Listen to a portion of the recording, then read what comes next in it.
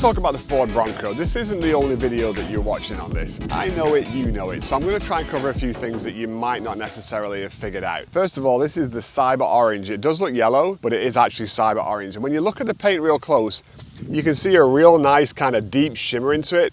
I think it's a great paint job. I really like what they did with it, and it definitely sparkles and looks good. Again, this is the WILDTRAK model. If you look at some of the other ones, you're gonna get color matched mirrors, you're gonna get color matched flares here on the wheels. You don't get that on the WILDTRAK. And listen, don't be fooled. This is plastic. This is plastic. I mean, like full on plastic. It almost feels like it's just gonna crack and break if I touch something with it. So don't be banging into things, you're gonna regret it. This is the Sasquatch package, and one of the things I really like about the WILDTRAK, this is the only model, I'm not sure what they're gonna do with the Raptor yet, but at the time that I ordered this, this was the only model where you get the full black gloss wheels. All the other models have a silver rim around the edge of them. It's a matte kind of finish. I don't think it looks as nice. The black gloss on the black tires definitely looks way, way better. And while we're talking about wheels and tires, listen, if you're gonna order a Bronco and you're trying to figure out what to do and you think, hey, I wanna save some money, I'm gonna buy a lower spec model with the regular wheels and tires and I'm gonna go upgrade them later. You can absolutely do that. Let me explain a couple things you're gonna miss out on if you do. Because the Sasquatch package isn't just about the wheels and the tires. It's about the suspension. It's about things like the differentials that lock when you're off-road. So you're getting a little bit of extra stuff underneath the vehicle with the wheels and tires that you won't get if you go spend that money separately. Another thing that I've noticed on Broncos when I go look at them, if I see them on the street or I see somebody parked up, and it's a little thing, but it's a little thing that would really bother me, and I think it may bother you too. If you notice here, you've got your spare wheel on the back of the Bronco. You see I've got a brake light right above it. Well, look at the clearance there. If you buy a regular Bronco, that clearance is made for the regular wheel and tire. So when you put big wheels and big tires on it, it's not gonna fit. I've seen people bend this thing backwards and wedge the wheel in. I don't think that looks really good. I don't know if there is any adjustability or if you can order that as a separate part and change it after the fact. It's just one of those little niggles that you're gonna come across if you decide to do this yourself and change those things afterwards. So be mindful and just be aware that that's something you're gonna have to deal with. Here's another thing that I think is a bit of a letdown. And again, it's just one of those things that for me, start to make me question the higher end purchase price of a vehicle like this. Let me close this door and take a listen.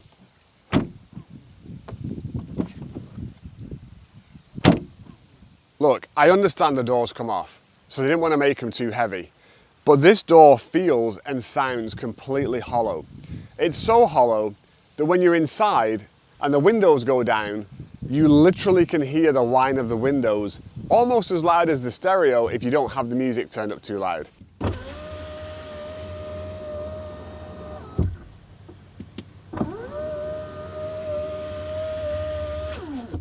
When you close them, it's a really hollow, tinny kind of feel, and it just feels cheap. Again, I get it, I've got to take the door off, but I don't know if that's worth the trade-off or not, because that lack of insulation and that kind of thin, hollow structure also lets the road noise into the vehicle. It's a trade-off, right? If you're buying this as a toy car and you can goof off, you can take the roof off, you can take the doors off and you don't care, all power to you. But I think a lot of people are buying this as their regular daily driver, and so in that respect, when you're comparing this to what you get with something like an F-150, I would take an F-150 all day long over the Bronco at the same price point, as far as comfort, as far as quality, as far as features, as far as smoothness on the road, and also as far as practicality goes. I'm giving up my tailgate here. I'm giving up, my towing hitch because it wasn't part of this package of standard. I'm having to add it extra. Look, I'm not nitpicking. This is a whole lot of fun, and we were goofing off in it last night. And dude, it moves, okay? This is a 2.7 litre V6. Holy moly, this thing moves. So if you want to play car and you want a little zip around town and goof off, dude, you're gonna put a smile on your face driving this for sure. But something else that you're not gonna maybe know, or someone's not gonna tell you, there is a flaw with this design that Ford have kind of missed and left you with a glaring problem. Okay, take a look at this. Come look at this tire and tell me what you see over here. Obviously, these are big off-road tires, which means that stones are gonna stick in them. Except I didn't go off-roading. I took my daughter to a friend's house who happens to have a gravel driveway, and all the gravel sticks in the tire, which might not be a problem, except the second you get off the gravel and back on the road and start doing 30, 40, 50 miles an hour, Where do all those stones go? You guessed it. They fly up out of that tire, but there's no protection. There's no mud flaps. And as of filming this, I still don't believe there is a good mud flap solution from Ford for the Sasquatch package with the wider tire and the wider wheel arches. So those stones fly up and they hit your paintwork. What are you going to do? It's going to chip and it's going to take marks real quick. And when I was at the Bronco off-rodeo, we were looking at other vehicles and we were looking for things like this and marks, because you could see the mud just all the way up the side of the vehicle. If, you know, people going through the mud at speeds, and that's going to be the same problem. I saw one guy and his door handle was literally caked and covered in mud because it all just flicked up off the tires. So you're going to want to put something on there. Hopefully they're going to fix that and get you some better options real soon. Just be mindful of it if you do get one of these with the big tires. That could catch you out, and you don't want to spoil your brand new paint job the first day or the first week that you get it. Hopefully you can wait a little while and maybe make that week 4 or week 5. So as you look at these, I don't know whether to call them handles or guides, some people have been critical of it, like why have you put it on there? It takes the line off the vehicle. Obviously there are tie downs if you're putting, you know, a canoe or something long on top of the vehicle. However, I learned a little thing when I was off-roading with the folks at Ford, and I'm going to share that with you. So apparently, when you're off-roading and you're inside the vehicle, you can use these as guides because of the viewing angle. If that's in line, there's a good idea that your tire is on the inside of this line, just because of the geometry of the angle from the driver's seat. So when you're trying to figure out if you can go down a trail or whether you can go over a bridge or something like that, this is a really good mechanism to figure out where your tires are. And I thought that was pretty cool. So I'm kind of glad they left it on there after all. I'm never going to tie anything down on it, but I don't care, because at least when I'm pointing in the right direction, I know where I'm going. So keyless entry on the Ford Bronco, obviously you can unlock and lock from the key. You've also got the little button here on the handle, so I can just press it and it's going to lock. I can just pull on the handle, and as long as the key's in close proximity, it's going to sense it and let me open it. Got a remote start on this because it came with the package that I've got. The lower models don't, but you can add that on if you want to. And that's pretty much about as difficult as it is getting in. But let me open the door and show you something else. So I'm 6'4", and here's a grab handle to get in and out of the vehicle. And it's an interesting position because this is actually a bit of a stretch for me, but I gotta kind of really lift my legs to get in and almost tippy toe. I don't have running boards on here. I was thinking about getting some, lots of different options if you want. I kind of feel like I'd rather have something higher up, and I've seen people get like a rope that attaches to the 2 bolts here that's holding on the brackets for the roof. That's a really nice option. I think if you're shorter than me, you know, mid 5 feet, high 5 feet, this is not where you want it to be. And I really don't know why they put it there. I can pull myself in, but you kind of want to pull yourself up, not just sideways. So it's just an odd one. I also think this would have been a nice touch if that was yellow, but call me old-fashioned. I just think the details matter, and I don't know why I got a blue stripe in a yellow car. I think it could have been color matched just for a little touch to make it nicer. And then we'll take a look at the trunk over here. You've got the regular open if you want to load stuff in and out. And then if you want to, you can just flip this up. It's on hydraulics, so it works really, really well. And tons of space.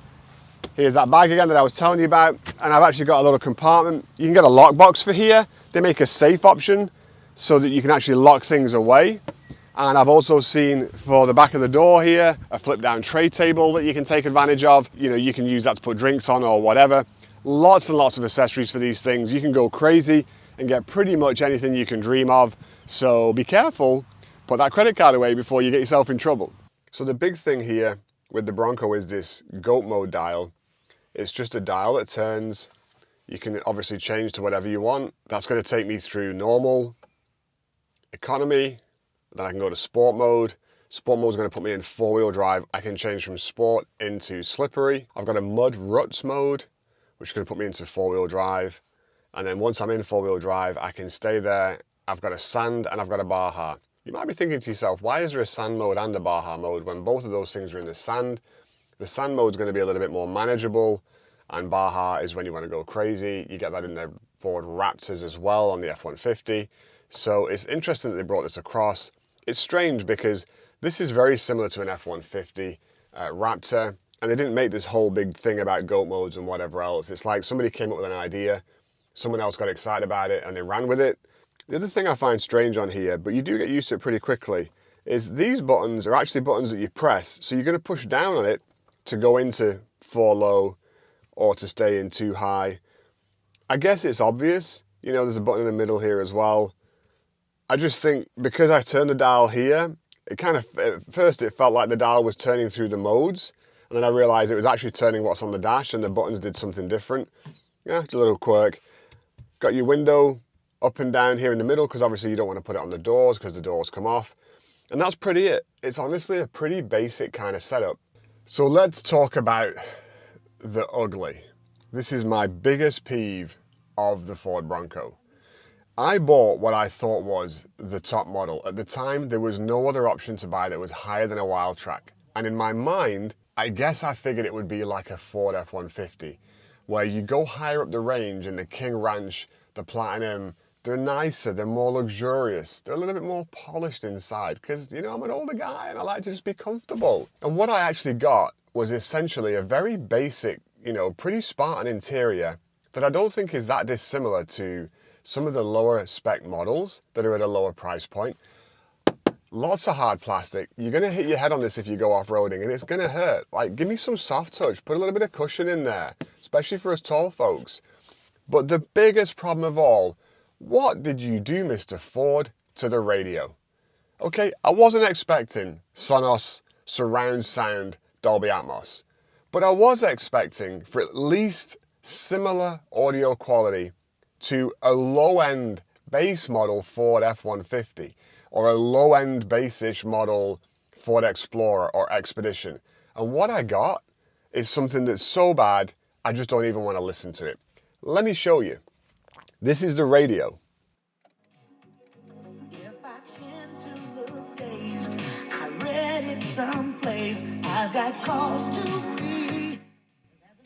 I know what you're thinking. Where's the bass? That's the very question I asked. The second question I asked is, where's the mid-range? And the third question I asked is, where's the high range? It's complete garbage. It sounds awful. And before you say, Mike, you cheaped out and didn't buy the Bang & Olufsen system. First of all, the Bang & Olufsen system is part of a ridiculous package that's like $5,000 or $6,000 of an upgrade, which is not worth 10% of the value of the car. Second of all, go on the forums. The Bang & Olufsen system sounds terrible and everybody's changing that thing out as well.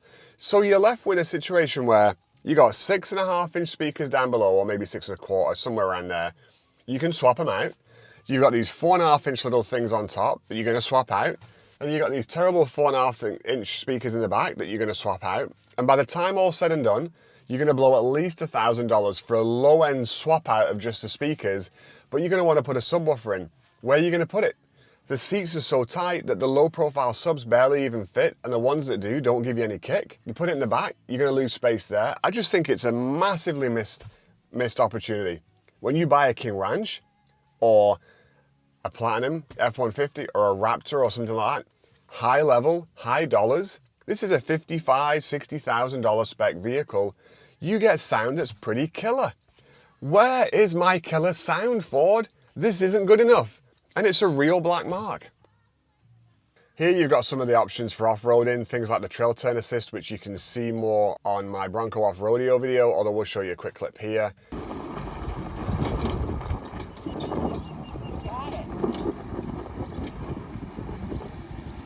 And some of the other things like locking differentials. And then up top, you've got these auxiliary switches. Ford did a great job in cabling up inside the vehicle and wiring and leaving these wires hanging out there so that your installers can connect whatever it is that you want to connect to them. While we're near the ceiling, let's talk about the ceiling. This is the hard top with the additional sound deadening material. It does a pretty good job. And if I want to open it, easy kind of quick releases, 1, 2, 3 on this side, and then you've got to pull down here, which is your final lock, and that roof's just going to pop right off. It's very easy to get the two halves on the front. It's pretty easy to get the middle section off, although you might need a second person just to help you lift it because the weight obviously is so long. Obviously this is not a car made for big passengers. I'm 6'4", I cannot get my legs straight because the driver's seat is pretty much all the way back. I got a tiny little bit of headroom here above, and I'm taking up you know, a meaningful amount of space. You're not going to get 3 people in the back of this, not unless they're this big. Maybe if they're all tiny little kiddos, but that's not what you're buying this car for anyway, so who cares? So how does this bad boy drive? Dude, it drives awesome. It's so much fun. It really is. It's nice. I've had trucks for years, so it's nice to have something a little bit smaller. You can throw it around, you know, with the steering wheel. It feels like it steers right where you want to go. I haven't had any oversteer, I haven't had any understeer. Those big tires grip. And, you know, we did a little bit of a 0 to 40 kind of acceleration test and then a quick brake.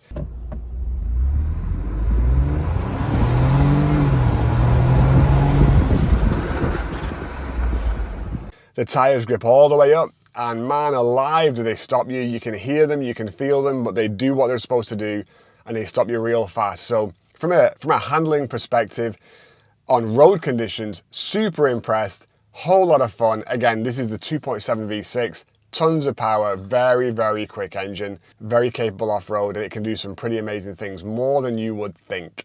So look, Ford Bronco, it's a lot of fun. It's a pretty nice vehicle. I wish it was a little higher end inside, especially as you get up the price points. Very, very capable. Again, check out the off-road video that we put out. Very capable and very impressive if you're gonna go off-road. If you're gonna use it as a daily driver and you want a toy car that feels like a Tonka car, definitely gonna have a lot of fun in this, especially with some of the colors that they've got available. If you're looking for something that's gonna be smooth and polished, again, especially at those higher levels, I don't think that's what you're gonna get here. So something like an F-150 where you can get that platinum finish, where you can get that King Ranch level, might be a better option. I still wrestle with where the price points finish up, because even if you start with the very base model, if you put the 10-speed auto on there and the V6, and you put a Sasquatch package on there, you're already into mid to high 40s. At that point, from a base model, well, you might as well just go up the higher levels and pay a few more $1,000s to get the high levels, mid packages, luxe packages. There's not really too much of a difference price-wise, maybe $10,000, $15,000 between the base model and a really, really well spec'd out Bronco that's not a Raptor. And that's a very small window. So by comparing that to what you can get in another vehicle that maybe could do a little bit of off-road, that would still give you some size on the road, you're gonna have to answer that question. Ask me in the comments below if you would like to know anything else. Let me know what you think. As always, thanks so much for watching. Hit that like button, and until next time, let's go out there and be amazing.